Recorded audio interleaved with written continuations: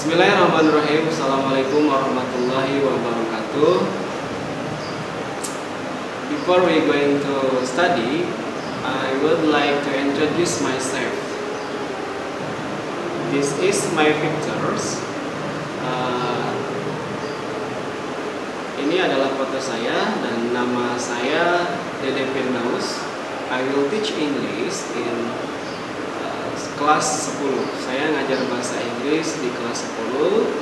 And in these sections, I will explain about pronoun. What is the pronoun? Pronoun is a word that replaces the name of a person or object. Jadi, itu yang akan saya bahas tentang pronouns. Sebelum kita masuk ke materi tersebut, before we going to explain these objects, I will explain to you about tujuan pembelajaran. Tujuan pembelajaran ini adalah menggunakan modelnya Discovery Learning. Yang pertama, menganalisis penggunaan kalimat pronoun dalam sebuah kalimat. Yang kedua, menyajikan tipe yang ada di dalam pronoun.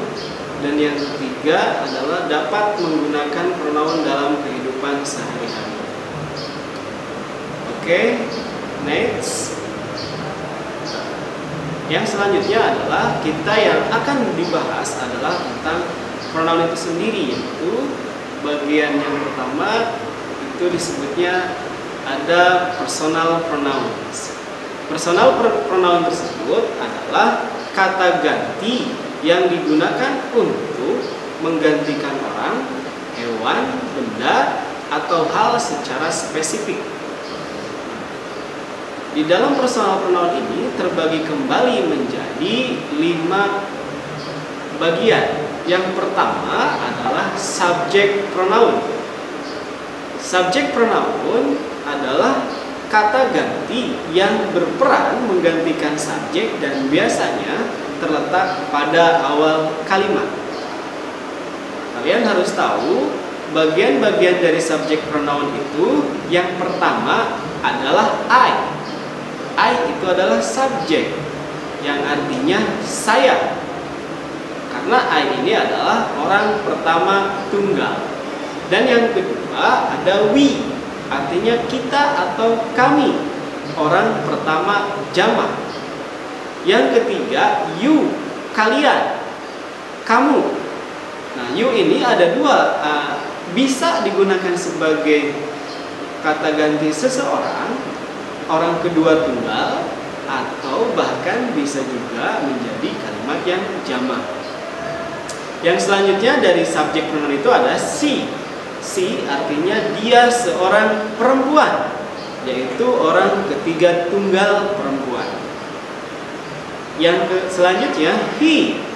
He adalah dia seorang laki-laki, orang kedua tunggal laki-laki. Yang selanjutnya it. Nah, it ini digunakan untuk dia. Maksudnya dia tersebut bukan ke manusia, tapi ke hewan dan benda. Itu orang ketiga tunggal hewan ataupun benda. Dan yang selanjutnya adalah they. They artinya mereka, umum, semua orang. Orang ketiga jamak atau banyak, gitu. Itu biasanya menggunakan they. Nah, itu adalah bagian dari subjek pronoun. Contohnya, subjek itu yang biasa kita kenal, subjek itu adalah orang yang melakukan atau bahkan bisa dikatakan sebagai pelaku. Contoh, saya pergi ke pasar. I go to the market. Nah, itu adalah contohnya itu adalah sayanya itu sebagai subjek karena posisinya ada di awal. Nah, fungsinya yaitu adalah untuk menggantikan kalimat tersebut. Jadi I itu kan bisa jadi nama. Contoh misalnya kayak yang lain, Dede pergi ke pasar misalkan. Dede tersebut itu bisa diganti dengan menggunakan kalimat subjek pronoun ini sendiri. Yang selanjutnya adalah objek pronoun. Objek pronoun adalah kata ganti objek seperti nama. Kata ganti ini fungsinya adalah menggantikan objek.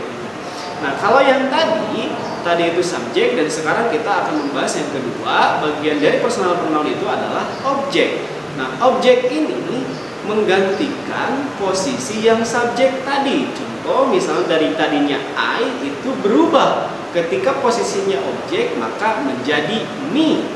Nah, me itu adalah saya, orang pertama tunggal. Karena posisinya sudah menjadi objek itu akan berubah. Itu tidak boleh sama, tidak boleh menjadi I. Karena ini posisinya berubah menjadi objek. Inilah perbedaan antara bahasa Indonesia dan bahasa Inggris gitu. Ya, contoh gini, dia mencintai saya.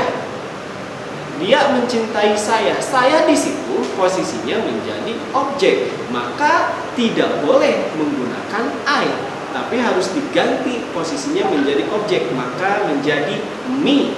Nah, begitu. She love me. Nah, me ini adalah kata ganti dari I dan posisinya itu menjadi objek. Yang selanjutnya ada us, artinya adalah kita, kata ganti dari we. Kemudian you, kalau you tetap masih you. Terus ada yang selanjutnya adalah her. Her itu kata ganti dari she, dia seorang perempuan. Dan him itu adalah kata ganti orang kedua, dia seorang laki-laki. Dan it tetap it, ini masih menggunakan kata gantinya it, seperti sama dengan yang di subjek tadi. Dan yang selanjutnya adalah them. Them ini adalah kata ganti dari they yang tadi. Kalau they itu posisinya subjek, nah kalau them ini adalah posisinya objek. Nah, gitu. Yang selanjutnya dari bagian pronoun ini ada yang namanya possessive adjective. Nah, kalau possessive adjective ini itu artinya adalah tentang kepemilikan. Noun adalah kata benda, contoh kata benda yang digunakan seperti misalnya di sini ada contohnya. Saya kasih contoh car di sini. Cuman kalau untuk possessive adjective ini harus ada penambahan noun. Begitu kata pemilikannya itu ada kata bendanya. Contoh, misalnya di sini ada my car. My ini tadinya itu I subjeknya dan berubah menjadi objek menjadi me. Dan ketika masuk ke possessive adjective maka akan berubah menjadi my. My ini tidak bisa berdiri sendiri sehingga harus ditambahkan noun, kata benda. Bebas kata bendanya, terserah kalian mau apa gitu. Cuman di sini saya menulisnya car. My car, mobil saya. Kalau misalnya my-nya saja itu tidak bisa berdiri sendiri dalam sebuah kalimat, maka harus ada penambahan kata benda menjadi my cars, mobil saya. Dan yang selanjutnya your car, mobil kamu. Our cars, mobil kita. Their car, mobil mereka. Her car, mobilnya. Dia seorang perempuan. His car, mobilnya dia seorang laki-laki. Gitu. Dan yang selanjutnya ada possessive pronouns. Ini juga sama, possessive pronoun juga. Nah, kalian harus tahu apakah itu possessive pronoun. Kalau possessive pronoun adalah kata ganti yang berfungsi untuk menunjukkan kepemilikan. Ini sama dengan yang tadi, possessive adjective. Cuman ada bedanya. Kalau possessive adjective yang tadi itu harus ada penambahan noun. Setelah kata possessive adjektifnya harus ada ditambah dengan noun, kata benda. Nah, kalau yang ini, kalau yang possessive pronoun ini tidak harus menambahkan kata benda karena kalimat ini sudah bisa berdiri sendiri. Contohnya my. My itu asalnya dari I. I itu subjek, saya. Objeknya me. Dan possessive adjektifnya adalah my. Sedangkan possessive pronounnya adalah my. Gitu. Contohnya, misalnya gini, this is mine. Ini milik saya. Gitu. Beda dengan yang tadi, possessive adjective. Kalau possessive adjective setelah kata possessive adjektifnya itu sendiri, itu harus ada penambahan kata benda. Tetapi kalau di dalam possessive pronoun ini tidak usah ada penambahan kata benda karena kalimatnya sudah berdiri sendiri dan dapat dipahami oleh kita semua. Contoh, this is book mine. Buku ini milik saya. Atau bahkan misalnya kita buat sebuah kalimat yang lain, your book is mine. Bukumu adalah milik saya. Gitu. Atau contoh yang lain misalnya, yours is mine. Kamu adalah milikku.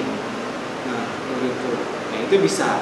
Itu untuk yang lain. Sedangkan yang yours itu milikmu, ours milik kita, theirs milik mereka, hers miliknya, dia seorang perempuan, dan his miliknya, dia seorang laki-laki. Nah, kalau it tidak ada di sini.